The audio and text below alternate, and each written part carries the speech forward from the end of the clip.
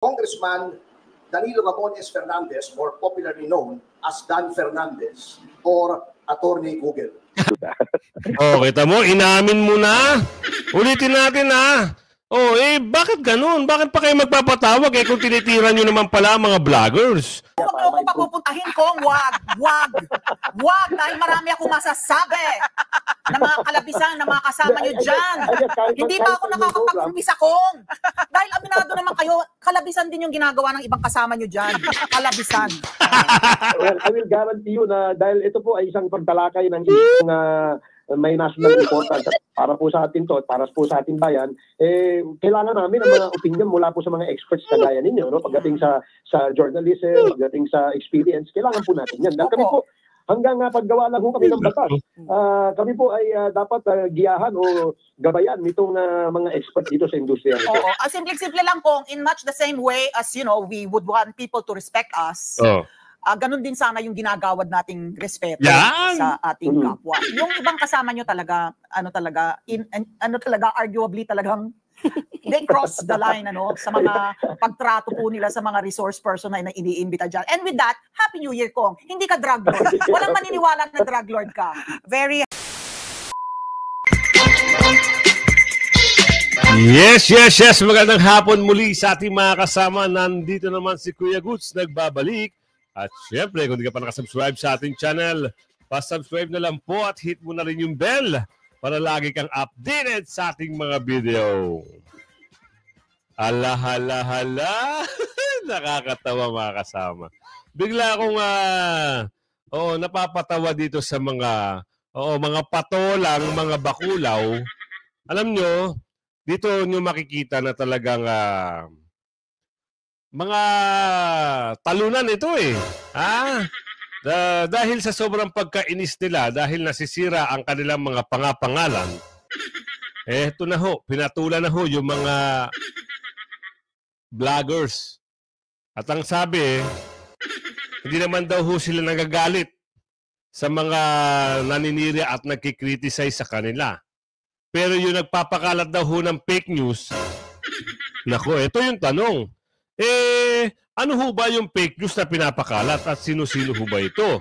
Kasi ang ating kababayan, maski ho ang mga media, kung sila ay sagutin, parang matutumbok mo Dahil galit na ho sa kanila ang tao. Ito naman, gumagawa na ho sila ng paan para mabusalan. Ang sabi ni Aling Midred, oo, Kuya Goods, para mabusalan lang ang mga vlogger, kaya ginagawa nila yan. Pero, meron ho magtatanggol daw kanino.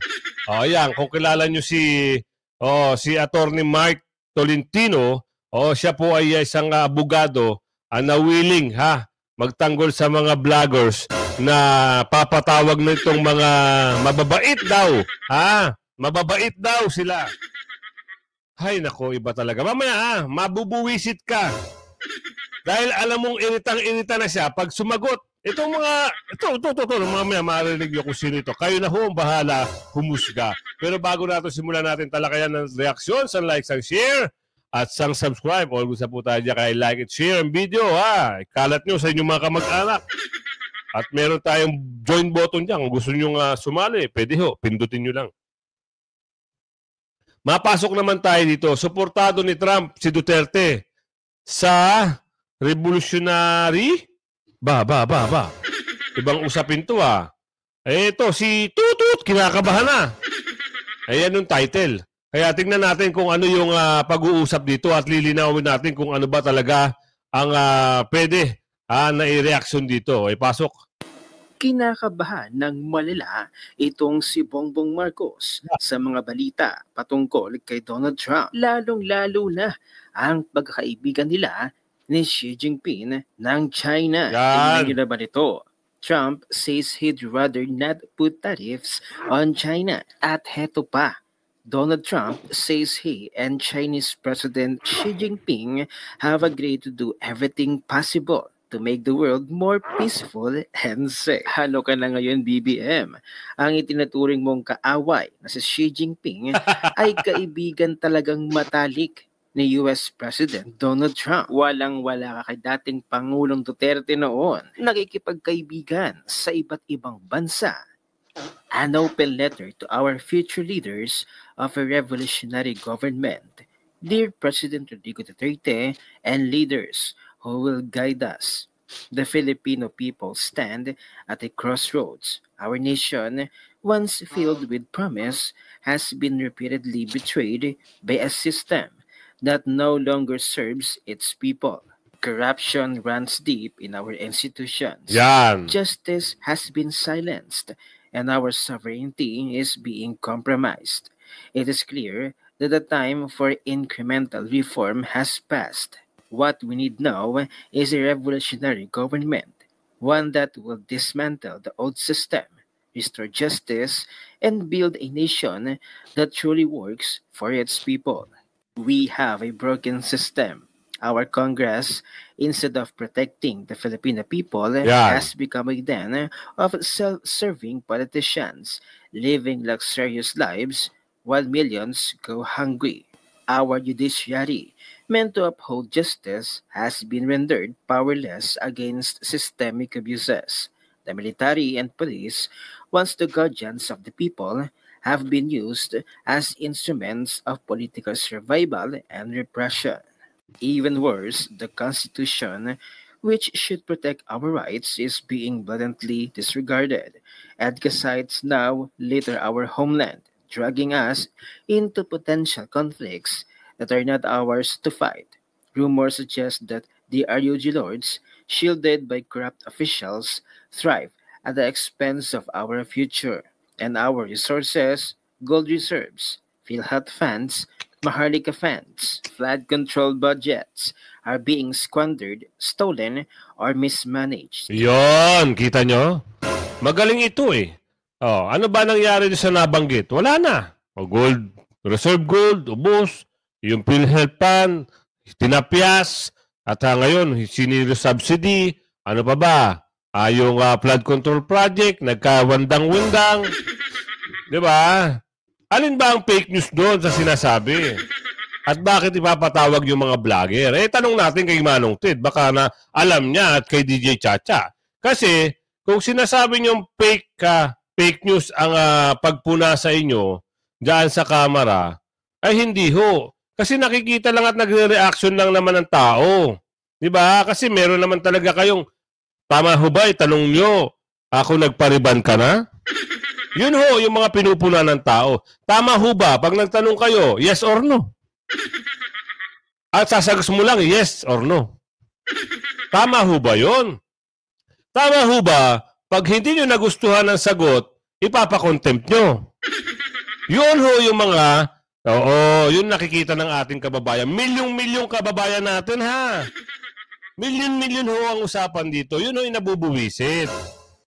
So ngayon, sa fake news na sinasabi, pinapakalat, alin ho ba ang fake news? Tanong natin kay Manong Ted, baka alam niya. Manong Ted, alam niyo ho ba yung fake news? Ha? Pati si DJ Tata, nagugulat eh. Kasi naman, kung magpahayag naman ito, kuya, pag kayo okay lang. Pag kayo ang magsasalita sa camera, kahit pagtawanan nyo pa, yung mga resource person okay lang.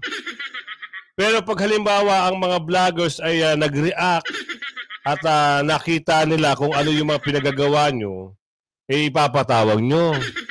Huwag naman ganun. Be fair naman. At saka yung sinasabi naman ng mga vloggers, base ho yun sa mga napapanood nila.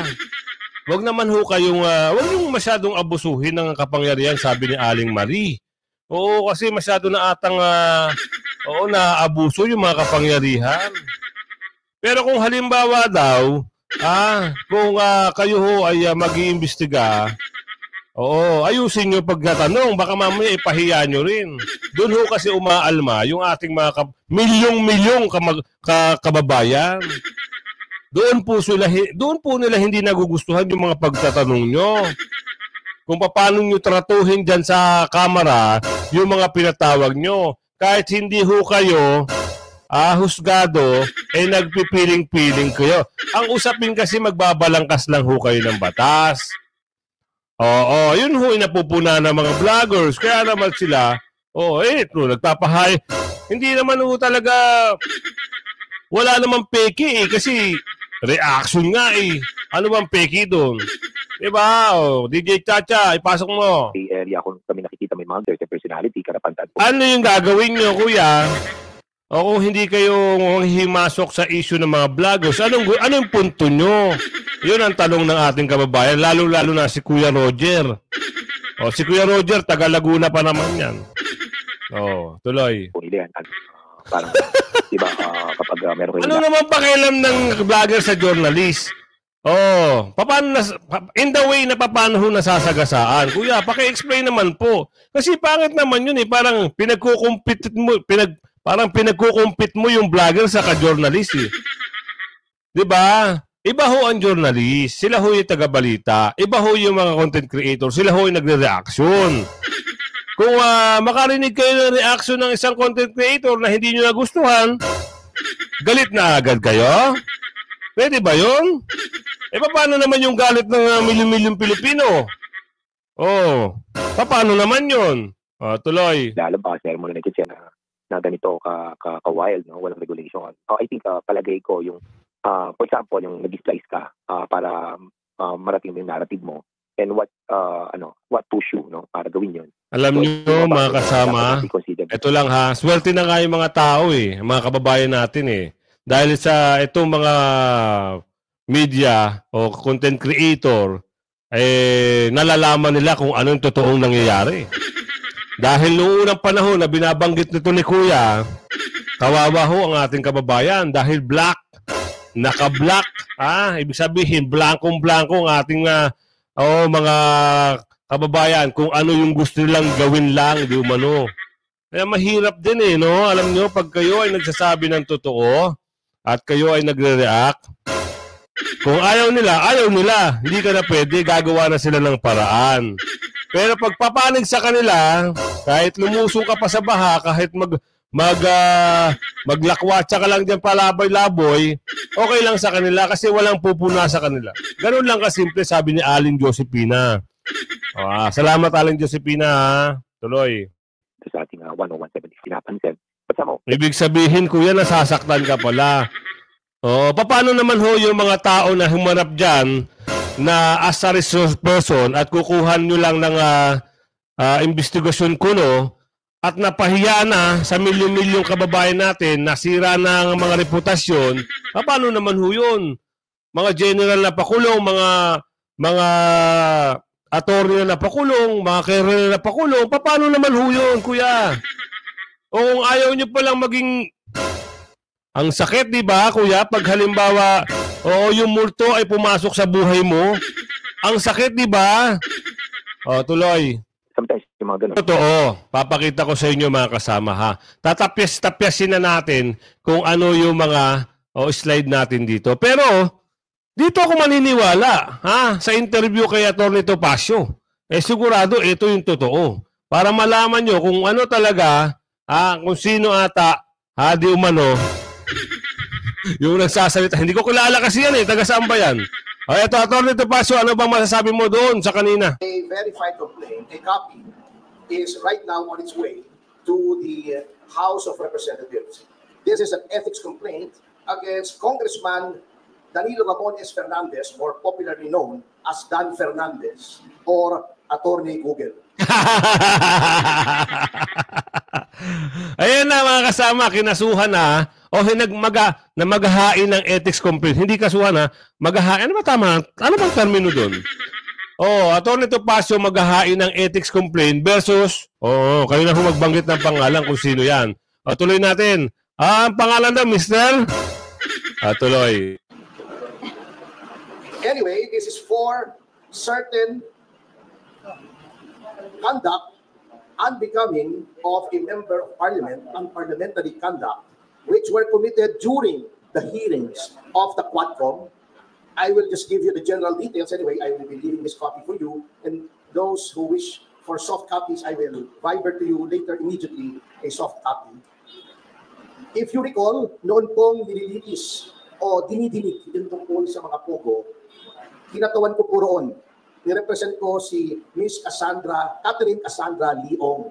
At lahat naman po tayo saksi sa ginawang paglabag sa mga karapatan ni Miss Cassie Leong. Specifically, not only the deprivation of the right to counsel, but physically, this was unprecedented in legislative history in this country. Nahaharangin mo yung abogado at hindi mo palalapitin sa kanyang kliyente during a legislative hearing. Sapagkat ang karapatan na magkaroon ng abogado upang makipagsangguni ang isang testigo sa legislative hearing ay ginagarantiya ng walang iba kundi ng ating saligang batas. Number 2, pagwawarning sa abogado na huwag bigyan ng payo ang kanyang kliyente. Saang planeta po acceptable ang ganoong behavior? Nasasabihin mo, Atty. Topacio, do not approach your clients, otherwise you will be cited in contempt. How is that? Diba? Diba? Pati si Atty. Topacio, nasabihan eh. Kita nyo nga. Saan ho ba, pag nag-reaction ng ating mga kababayan, mga vloggers, pag napapanood lang kasi, wag ho kayo mag-live para hindi kayo pagpiestahan. Meron ho kasi kayong nagagawa na hindi kaaya-aya sa mata ng ating kababayan. Kaya sumasakit din ng loob ng ating kababayan. Milyong-milyong kababayan natin na ang nagagalit. Sumasama ang loob nila sa pinapakita nyo. Kaya ho nagkakaroon ng reaction pero wala hong fake news doon. Kasi kung gagawan kayo ng fake news, madali lang sa madali. Kaso nga lang hindi eh. Yung mga nararapat lang na ipakita sa ating kababayan kung ano yung mga ginagawa yung totoo sa tunay. 'Di ba? Pero kung hindi ho kayo masyadong hindi ho kayo masyadong eto sorry for my word sorry for the word, garapalan. O kasi ho, abusado na kayo sa pag cite in contempt, sabi ni Aling Marie. 'Di ba? Kahit si Atty. Topacio nagsalita na rin. O tuloy mo, attorney. Even possible. Number 3, yung hindi po pagbigay ng right to remain silent and the right against self-incrimination sa isang testigo. At si Congressman Fernandez, bagamat hindi abogado, hindi ko naman sinasabing kapag hindi ka abogado ay hindi mo na alam ang batas. Ngunit, sinasabi na nga po sa kanila, or dapat, a person who is in the legislature should be charged with knowledge of the law. Because number 1, they are lawmakers. Paano kang gagawa ng batas kung ikaw ay walang alam sa batas? Tama naman. Tama naman siya. Tama naman. Tuloy natin. Oy, kayo ha, kuya. Yung kanina ho nagsalita huwag ho kayong magagalit. Kasi, yung sinasabi ni Atty. Topacio, merong pagtumbok. 'Di ba? Meron siyang may guts si kuya, merong laman. Ika nga. Tsaka siyempre abogado. Ikaw ba? Sabi nung babae kanina, si Josephine, ikaw ba? Ano bang alam mo? Ayun ang sabi. Naku. Tuloy. To an extent, si Congressman Fernandez, pwede kang mag-google. At mag-google mo yung mga kaso. At kung meron kang hindi naintindihan sa kaso, meron ka namang legal staff siguro. O itanong mo sa kapwa mo, congressman na abogado, ano ba ang ibig sabihin nito? At pinoint out na nga po sa kanila na sa napakaraming kaso, the right to remain silent and the right against self-incrimination may be invoked not only in criminal proceedings, but in all proceedings. Civil, administrative, legislative. At pinakita na nga po sa kanila ang batas. Pinoint out na nga po sa kanila yung batas. Bakit ayaw pa nilang sundin? That is also against the oath that they have taken when they took their oath of office to defend and protect the Constitution and the laws of the Republic of the Philippines, and pronouncements of the Supreme Court, according to our civil code, are part of the law of the land. So yan po ang isang violation, Number 2, yun pong the right of a witness to be treated with dignity and with respect kapag ikaw ay tinatawag. Na-violate po yan. binabastos po nila ang mga witnesses, not only my client, but of course, I have no right to complain on behalf of the other witnesses who are also represented by counsel. Yan. Yun po. Number 3, yung pronouncements, very unparliamentary. Alam niyo po, in all parliaments in the entire civilized world, meron pong language na tinatawag nila unparliamentary. Di ba? Ayaw na ayaw nila si Pangulong Duterte. Sinabi nila, do not use offensive words. Pero bakit sila? Tatawagin nilang pathological liar, puro kapakiyot, puro ganon. Tatakutin mo pa. Misleading the witness, sasabihin pa, tignan mo itong mga napatay, di umano dahil daw ng pogo. Tignan mo yan, we will grant you immunity. If you testify against them, that is misleading. The legislature cannot grant immunity. It is only the prosecution in certain cases and the prosecution with the consent of the court in other cases that may grant immunity by way of making a witness, a state witness. It is not for the legislature to grant immunity. They can only grant transactional immunity, which I can explain later on, but they cannot grant complete immunity. So, pagsama-samahin yan, ayaw nilang pakausap sa abogado. Bago tatakutin nila para magsalita against the right to self-incrimination and against the right to remain silent. Pagkatapos, igagrant mo na, papangakuan mo ng immunity na wala ka namang kapangyarihang ibigay. All of these are parliamentary conduct. And nakalagay po, may rules of conduct, hindi lamang ang miyembro ng mababang kapulukan. Oh, kita nyo? Di ba? Hay, nako, talagang mahirap ipaliwanag pag talagang ang tao ay sarado ang utak. Pero lahat ng binabanggit dito ni Atty. Topacio ang makabuluhan. Kahit naman ho kayo, alam nyo naman yan, di ba mga kasama? Kaya tignan natin kung ano yung mababanggit dito ni Kated, ni Manong Ted. Kasi meron ho siyang tanong dito kay, ano bang pangalan nito? Hindi ko kilala to eh. Oo. Manong, kwento mo sa amin kung ano yung mga bagay-bagay na yan. Congressman. Ano naman? Bakit? Ito lang. Bakit ba naman pati ba naman yan nasisilip nyo pa? Pati yung kumpanya nadamay pa. Oo. Ang usapin lang dito, Manong Ted, kayo na nga bahala. Taka lang. Ang tanong, makakabalik pa ba? Meron pa bang pwesto? Baka talagang wala na, Kuya Ted. Yan ang tanong ni Aling Maria. Tayo nagbabasa na. Kita mo, inamin mo na. Ulitin natin bakit ganun? Bakit pa kayo magpapatawag kung tinitira nyo naman pala mga vloggers? Tuloy liwanagin natin Liwanagin natin, malinaw sa malinaw. Mga vloggers na tumitira po sa atin. Karapatan po nila yan. Kami din, tinitira din namin sila sa mga, namin. Bakit lang yan Tapos, I think the best answer sa ganyan isipin po na lang siguro natin yung mga future generation. Ano magiging dating po sa kanilang mga ginagawa natin lahat. Kailangan po. Diba? Alam na. Kaya mas maganda sa malinaw, eto pa. Ano yung binaras niya Eto napanood ko lang, kaya binibigyan ko lang ng reaction. Dito sa impression, yung nakita ko kasi yung impression ni ate, yung expression niya pala, sorry nakita ko parang, aba.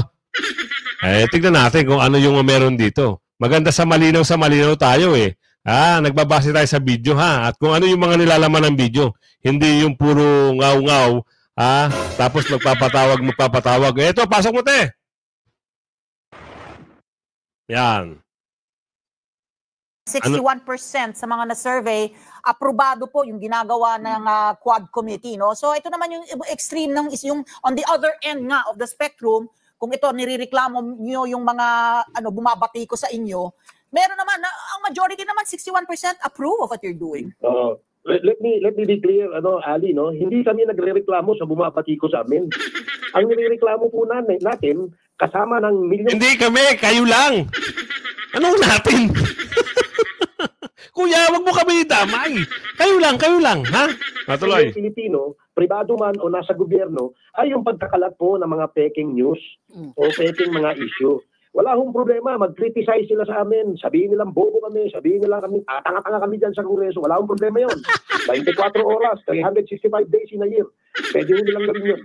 Pero yung magpakalat ka ng fake news, na hindi naman, wala namang basihan. Halimbawa, no?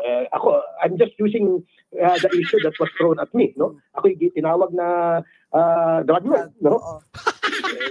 Tayong dalawa lang naman nag-uusap, Ali at si Pat, no? Tatlo lang naman tayo. Oo. Gusto ko sana kayong tanungin, kayo ba'y naniniwala na ako'y drug lord? Oo. So alam mo Diba? kami, kasi nga, Napakasimple. alam mo ba, ano din? Wala po kaming hinahabol. Oo. Wala po kaming attempt to curtail the freedom of expression and freedom of speech. Bagkus, gusto pa namin palakasin ito.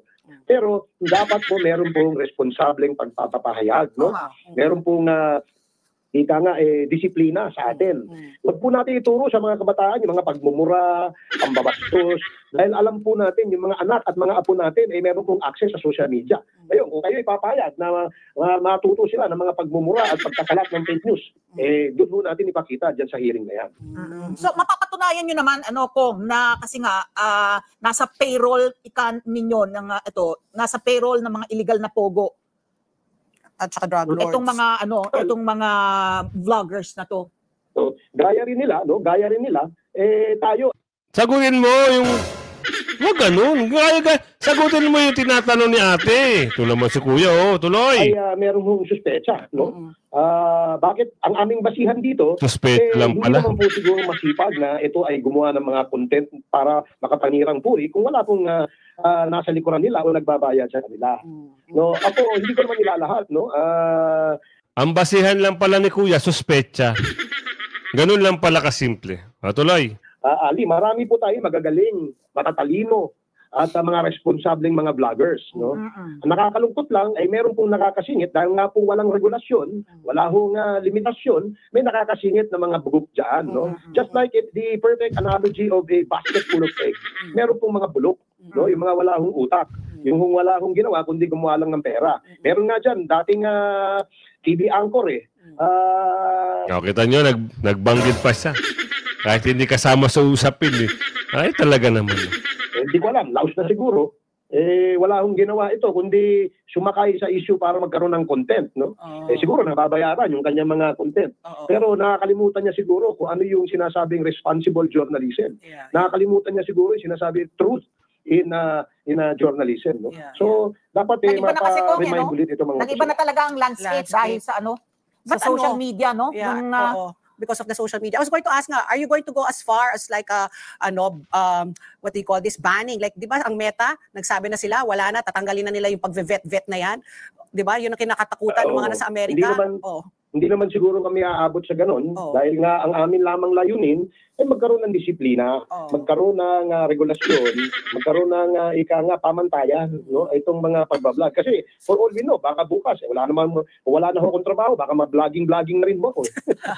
Alam mo, dalawa ko, parang yung gusto mong mangyari, parang talagang lubhang napakahirap. Kasi there will always be yung sinasabi ninyo na merong dating journalist. Kasi any Tom, Dick, and Harry now lahat ngayon may handle Lahat na lang may gustong sabihin.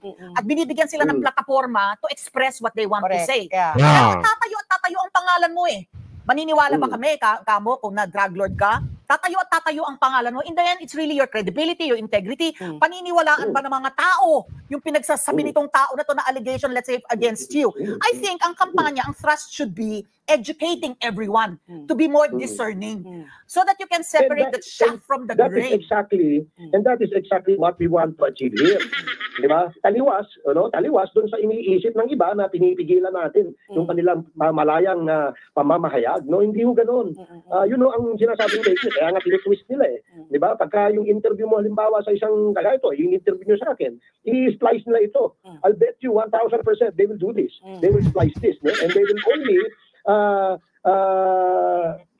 play yung mga gusto lang nilang marinig na ikasisira natin. No? Yun nga, balik ulit yung tanong sa inyo, no, Ali. Kayo ba papayag na walang regulasyon, na patuloy ang pambabastos, patuloy ang pagmumura, patuloy ang walang disiplina ng mga yan? Diba? Alam mo, kung kayo ay kaisa ng komite, kung kayo po ay kaisa ng komite, kami po ay nag-iimbita sa inyo na magbigay din ng inyong opinion sa aming susunod na hearing tungkol dito. Bigyan nyo kami ng guidelines, bigyan nyo kami ng ideya kung paano natin magkakaroon ng disiplina para pare-parehas po tayo makinabang. Hindi yung kayo lang o kami lang. Wala hong ganun. Ito ay para sa bansa. sana makadalo kayo sa aming pagdinig nang sa ganun makapagbigay din po kayo ng inyong opinion at Ay, naku, idea huwag para niyo akong ma-improve. papupuntahin kong wag, dahil marami akong masasabi na mga kalabisan, na mga kasama niyo dyan. Hindi pa ako nakakapag-umpisa kong. Dahil aminado naman kayo, kalabisan din yung ginagawa ng ibang kasama niyo dyan. Kalabisan. Well, I will guarantee you na dahil ito po ay isang pagtalakay ng isang may national importance para po sa atin to at para po sa ating bayan, kailangan namin ang mga opinion mula po sa mga experts kagaya ninyo, no? Pagdating sa journalism, pagdating sa experience, kailangan po natin yan. Dahil kami po, hanggang paggawa lang po kami ng batas, kami po ay dapat giyahan o gabayan nitong mga expert dito sa industriya. Oo, simple-simple lang kung in much the same way as, you know, we would want people to respect us. Oh. Ganun din sana yung ginagawad nating respeto Yan! sa ating kapwa. Yung ibang kasama nyo talaga, arguably talagang they cross the line, sa mga pagtrato po nila sa mga resource person na iniimbita dyan. And with that, Happy New Year, Kong. Hindi ka drug lord. Walang maniniwala na drug lord ka. Very Sakit. Sabi ni Aling Marie, ang sakit. Diba? Sipin nyo Ay, nagsalita si Ate. Happy New Year! Yun na lang Ay, kung nakita niyo yung mata ni... Bilib ako dito sa tapang ni ate. Talaga. Proud.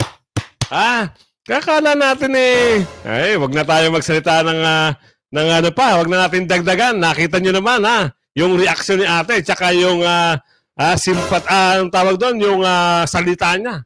Merong malaman ho yun kung iintindihin nyo lang Pero kung bobo ka at pumapanig ka sa alam mo ng mali, hindi mo maliliwanagan, hindi mo maintindihan kung ano yung sinabi ni ate. Hanggang sa muli kung hindi ka pa nakasubscribe, mag-subscribe na.